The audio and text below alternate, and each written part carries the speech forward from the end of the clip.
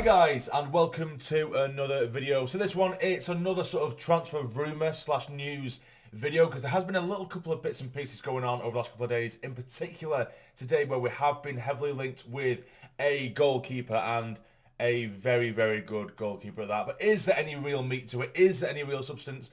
Potentially, but we will be going through it, as well as a little bit of sort of drama that has gone on over the last sort of couple of days. I was going to cover it a couple of days ago, but then I just thought it'll only last that sort of 2 or 3 minutes, so I thought I'd sort of make a video containing a bit of the transfer rumours / news, and then a bit of drama that happened regarding another goalkeeper, actually, Hoffman. But we will go through that in a little bit as well. But firstly, getting into the rumours. So, something that has kind of surfaced today is a rumour linking us with Leicester goalkeeper Iverson. So Iverson now has been on loan, I think, for a couple of seasons at Preston North End, and although I've seen bits and pieces of him, and I do think he is a very, very good goalkeeper, I'd be lying if I said, you know, I've seen loads of him. But if I had to compare him to Patterson, he is largely a better goalkeeper. Now, I know a lot of people are huge fanboys of Patterson, including me, you know, but people want Patterson to be the sort of next Pickford type thing. But if we're being completely honest, he isn't of Pickford standard, at least yet. Of course, there's potential within the lad. But if you want to quickly solidify yourself as a Championship side, to get a goalkeeper of the ilk of Iverson, or Iverson, I don't know how you pronounce it exactly. You know, that's the kind of route you would want to go down. You know, and that's not saying that, you know, Patterson's going to be completely pushed aside.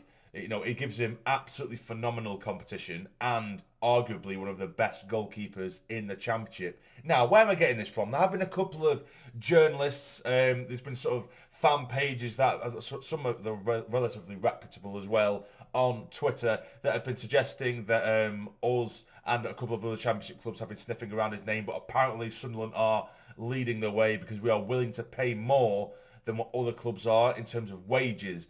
Whether that's true, I'm not too sure. Like I say, a couple of fan pages or higher, sort of more highly followed, more well-known and well-respected fan pages have been sharing this information, as well as a handful of journalists as well. Not many that I am too familiar with, because they're more sort of northwest side, because they're covering from Preston's point of view, because I think Preston did want him back as well. But it looks like they might be outpriced. Will it be on a loan? I don't know, because I think with someone of his quality, it will be a hefty price tag, personally. And for a goalkeeper, you know, when you have someone like Patterson already in goal, like I say, I don't think he's perfect. I don't think he's far from perfect, but he's a very, very good up-and-coming goalkeeper, is Patterson.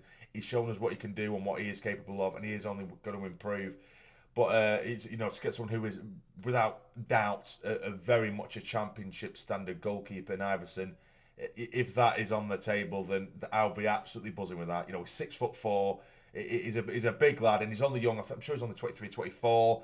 So, you know, and he's got loads of potential in himself. Do you know what I mean? He's only, a couple of years older than Patterson, and a better goalkeeper. Let's not lie. Let's not beat around the bush, because we're trying to sort of protect our golden child in Patterson. Do you know what I mean? We need to be honest with ourselves. Iverson is a much better goalkeeper at this moment in time. So if that is true, I'll be absolutely buzzing with that. Of course, let me know in the comments down below what you would think of that signing. But now let's move on to the sort of drama a little bit. So there's a bit of drama. So, of course, Hoffman, he's gone back. He's left the club because we did have him on loan last season. He was pretty much our number one for the first half of the season. He had a handful of shockers. And then Patterson come on, took his place, and the rest is history. So everyone wished him well when he went. You know, I know some people, particularly now after this, what's going on, which we'll explain. A lot of people, you know, say, oh, he's absolutely garbage, he's terrible anyway. But I think people are kind of exaggerating their feelings on him a little bit now because of this has taken place. Do you know what I mean? It's easier to say, you know, horrible things to someone if they've done something or said something that just piss you off. Do you know what I mean? So what am I talking about? So after we're not signing him, he's gone back, you know, from his loan spell. He has gone in I think it's a German newspaper outlet or some kind of media outlet. Anyway, I don't have the full interview with me right now, but essentially what he was saying is that he was off with COVID, and then when he came back from the legal period, you're supposed to, you know, of course, stay away or stay at home at the time anyway, and I think this was just before January, just coming into January, He did the whole week period where you need to stay at home. Then when he come back, he was still testing positive, and apparently he was still ill and stuff like that. You know, he wasn't very well. He said he breathing issues and stuff like that. And apparently Sunderland forced him to play or continue to play him when he was ill. You know, it is kicking a bit. All this stuff basically claiming that the club made him play when he still was feeling the effects of COVID and was still testing positive for COVID.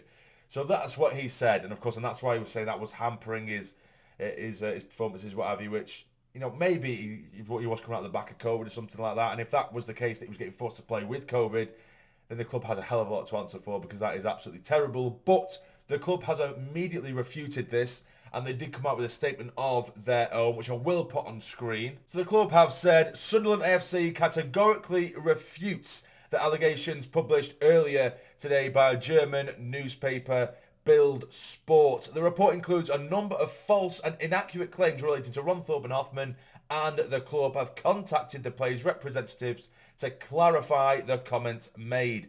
SAFC complied with all government and EFL guidance and protocols fully throughout the COVID-19 pandemic, and continues to ensure the health and the well-being of all staff is protected at all times. The club will be making no further comment at this time. So yeah, I didn't really want to make one video just on that, because it would literally take 2 minutes, but again, it's just something that it keeps you guys updated. But yeah, so those are pretty big claims. Maybe is Hoffman a little bit salty that we didn't sign him? You know, I believe that the case with him was he had to play X amount of games, and then we would be sort of obliged to sign him. We would have to sign him, a bit like Jacques. I think it's either if we went up or played X amount of games that we have to sign him. But of course, with him, we have signed him. With Hoffman, of course, it hasn't gone the way he wanted it to. I think earlier on in his career at Sunderland, after a good couple of months, he was saying that he pretty much loved it. And I didn't mind Hoffman at all, but he was saying that, you know, he loved it, and he already wanted to make his deal permanent, so maybe he's a bit salty about that, and he was trying to use an excuse for his performances, because his performances were poor towards the back end. But, you know, that doesn't mean I think he was a terrible goalkeeper. I don't. I really, really don't, because if you remember some of the saves that he did make in the first, I think there was one at Fleetwood as well that was literally in the top corner, that there's potentially a very, very good goalkeeper in there. And that's why I said in previous videos I wouldn't mind if we did sign him at this competition for Patterson. Do you know what I mean? Because when Patterson came back off loan, he was out on loan for the first half of the season, he was shocking. If anything, I think he actually looked worse than Hoffman, Patterson. But what happens? You get better and you play more, your confidence gets up. He's obviously trained and improved drastically, and his form improved with that as well. And you can see that in his performances.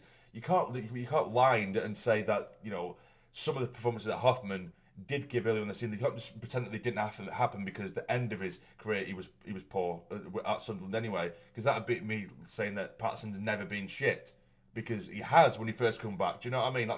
Let's try and be a bit fair. Of course, if you don't like Hoffman, that's your opinion, whatever. But for me, I believe that there is a good goalkeeper in there, but unfortunately it hasn't worked out. But in terms of these claims, these are pretty massive claims. I don't know, you don't know whether they're true or not. Maybe, you know, maybe he was just simply feeling the effects of COVID. Maybe not, you know, testing positive, but maybe he was just feeling the effects, possibly still coming out the back end. Because I've had COVID before. I've tested a couple of times for it, and you know, the first time I felt nothing. I had absolutely no symptoms at all.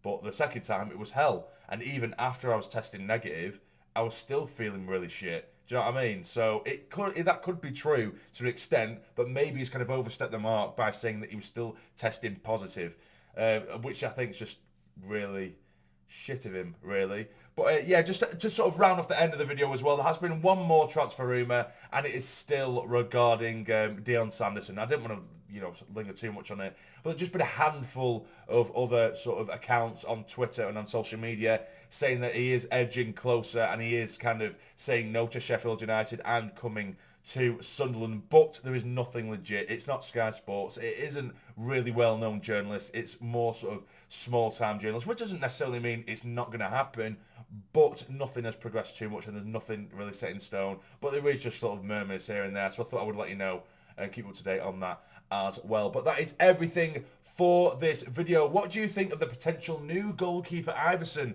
coming? I don't think he will. For me, I think it's relatively unrealistic, but if he does, that is massive. That is absolutely huge, because I think it is valued easily. You're looking at maybe 7, 8, 9 million for that goalkeeper. And I can't see us buying him for that amount of money. If we manage to get him a lot cheaper, then go for it, because if you look at a lot of the opinions of people online, a lot of people are saying that he is pretty much the best goalkeeper in the division. So for us to go for him and that be our first signing, it's a hell of a start. But we'll see. It is only rumours as of yet. But what do you think? Let me know in the comments down below. And what do you think about the whole Hoffman saga? Let me know again in the comments below. But that's it, guys. If you enjoyed, like, subscribe. Keep subscribing. We are flying towards 15k. We are just under 14,800. We're getting there ever so slightly. Ever so slightly? Yeah, we're getting there. We're getting there. We're getting there. Anyway, guys, you take care and stay jamming.